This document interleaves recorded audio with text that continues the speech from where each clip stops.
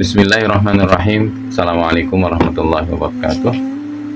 Innal hamdalillah nahmaduhu wa nasta'inuhu wa nastaghfiruh wa na'udzu billahi min syururi anfusina wa min sayyiati a'malina. May yahdihillahu fala mudhillalah wa may yudlilhu fala hadiyalah. Asyhadu an la ilaha illallah wa asyhadu anna Muhammadan 'abduhu wa rasuluh. Allahumma la sahla illa ma ja'altahu sahla wa anta taj'alul huzna idza syi'ta sahla.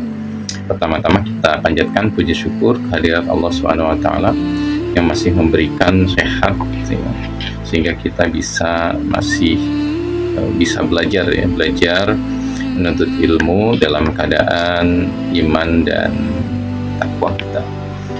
Salawat serta salam kita curahkan pada junjungan kita Nabi Muhammad SAW, pada keluarganya, sahabatnya, dan juga pada kita semua yang sampai saat ini kita masih mendapatkan nikmat dari kita itu beragama Islam. Oke, pada kesempatan ini kita akan mempelajari bab Thaharah, bagian dari pelajaran fikih, dan itu adalah pelajaran pertama yang akan kita bahas di kelas 7 kali ini, yang mana Thaharah ini adalah materi yang sangat penting sekali yang berkaitan dengan sah tidaknya suatu ibadah yang akan kita lakukan. Nah, sehingga dengan itu penting kiranya kita bisa melaksanakan Thaharah itu dengan sebaik-baiknya dan juga sesempurna-sempurnanya, dan juga termasuk harus tertib. Oleh karena itu, kita akan membahas beberapa submateri dari Thaharah, yaitu yang pertama itu adalah pengertian Thaharah, kemudian juga pengertian dari bersuci, kemudian juga apa itu hadas, kemudian juga apa itu najis, dan juga materi Thaharah itu sendiri, yaitu tentang berwudu, tayamum, dan juga mandi. Dalam hal ini adalah mandi janabah.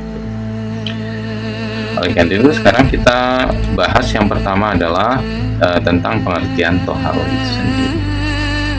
Nah, secara bahasa, kata Thaharah merupakan bentuk kata benda, atau diistilahkan masdar dari kata tahuro, yang artinya suci atau bersih.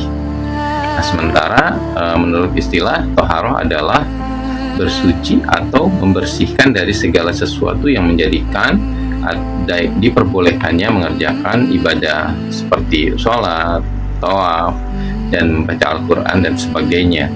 Dan di sini kita bisa menyimpulkan, anak-anakku sekalian, bahwa ternyata selama ini kita sudah melaksanakan Thaharah itu sendiri. Minimal ketika kita akan mau sholat, kita akan melakukan wudhu, dan di mana wudhu itu adalah bagian dari materi yang akan kita bahas, yaitu materi Thaharah itu sendiri. Artinya di sini sebetulnya materi Thaharah ini tidak asing.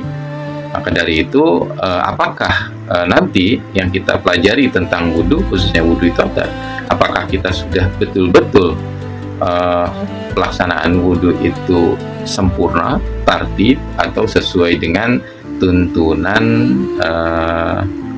Rasulullah Shallallahu Alaihi Wasallam. Dan juga apa pentingnya dari Thaharah?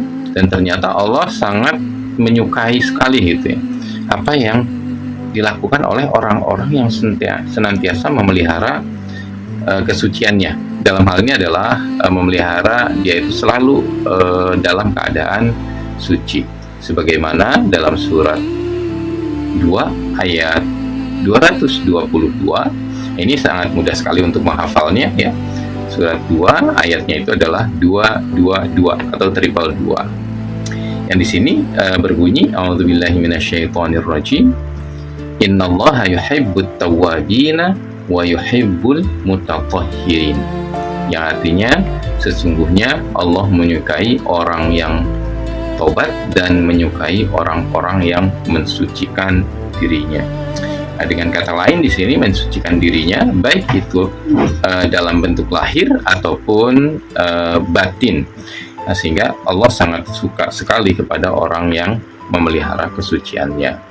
Itu bisa dengan cara berwudu, atau mandi ataupun dalam bentuk tayamum. Nah, untuk kesempatan kali ini kita cukupkan ya membahas tentang pengertian dan juga keutamaan dari toharoh itu sendiri. Kita akan berjumpa kembali di lain waktu dan juga membahas tentang macam-macam dari toharoh itu sendiri. Demikian anak-anakku sekalian, kurang lebihnya Bapak mohon maaf. Wassalamualaikum warahmatullahi wabarakatuh.